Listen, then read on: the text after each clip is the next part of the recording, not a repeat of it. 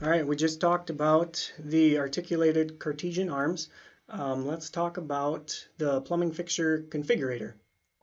So I showed a little bit of this family in the last video, so some of this would be repeat. I'll try to show some additional functionality, but essentially this family has been used to create all of the plumbing fixture families, nearly all families in the starter project, so that users, regardless of the family, they have full flexibility on connectors. So all these domestic fixtures, even floor drains have the arms in them. All the kitchen equipment have the arms in them, and even roof drains. So all the families kind of stem from this family. So the sooner you get familiar with this family, the sooner you're going to know every family. So let's go back to it. The whole intent of this was to have a family with all the connectors set up for flow propagation that also was able just to move connectors wherever we needed them. So we basically built this based upon the worst case commercial kitchen fixture. So we included multiple waste outlets. We've included cold water, hot water, filtered water. Let's see if that's turned on here. Reverse osmosis water, a vent connection, which isn't in this family, but it drives some information in the schedule, whether it's a direct waste or indirect waste, and then a gas connector, which has the same gas flow propagation as the rest of the mechanical equipment. So what's some things that this family can do? We've talked about the arm control. Let's look at cold water here. So this is for the 3-compartment sink. So right now that cold water is going to be this connector. So one thing that we've added is the ability to flip across the center of the family. So by choosing this, and yes, there's identical instances there, the connector is now flipped across the center line. So why is this beneficial? Because if fixtures get mirrored and copied over a wall, and now the hot water and cold water are on opposite sides, you need a way to fix that without placing a new family. So if we flip the cold and hot water, now we've just switched positions of those on the fly. So this family was built with the intent to make anything you guys need down the road. So I made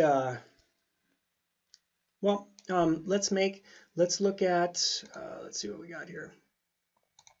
Dual bowl sink.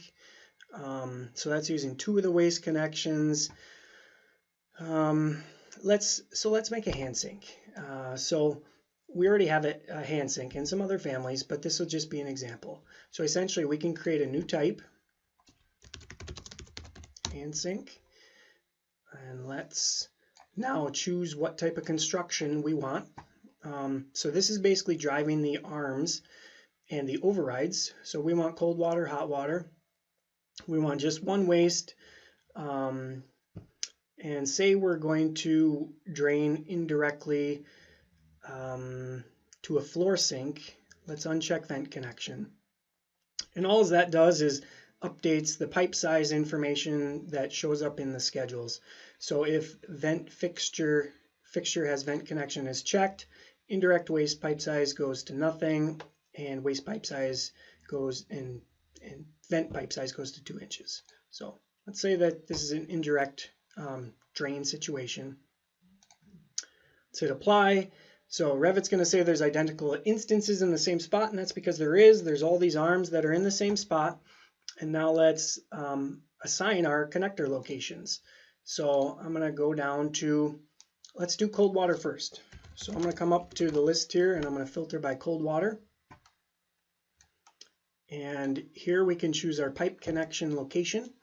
So say this is, who knows? Let's just make a unique situation. So we want our connector to be on the bottom of this, and we're going to move it out from the wall. So so right now it has a positive X value of 4 inches. Let's give it a negative Y value to move it towards the front of the family. So let's just call it -4 inches. And then we have a Z value, let's put up at 4 feet. Maybe this is like a connection from an eyewash station. So Z value is at 4 feet. We've defined everything we need to. Now let's set up the hot water. Hot water. So once again, let's choose our face, bottom face. X coordinate now is -4 from the center, and let's bring this one out, -4 inches. And let's put this one back up at 4 feet as well. Okay, and now let's do the waist. So waist. So once again, bottom face.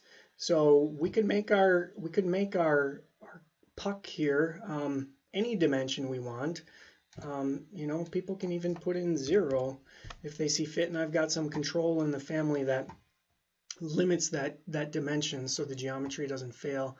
So let's put the X at 0, let's put the Y at -1 foot, and the Z, sure, 2 feet 3. Let's hit apply, and there we go. So we've made this hand sink that maybe will tie into an eyewash station.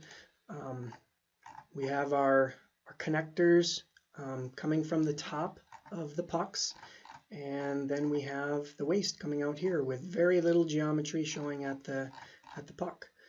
So if I go to a top view, now you can kind of see what we've done. Once again, our X and Y, I should have probably did this in the reference level, but the X and Y is right here, you know, so Y axis.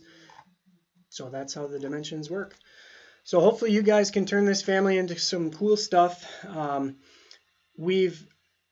So one thing to be aware of is there's a bunch of extra connectors in this family. So for firms that like to review disconnects in the model, this family potentially could cause some issues.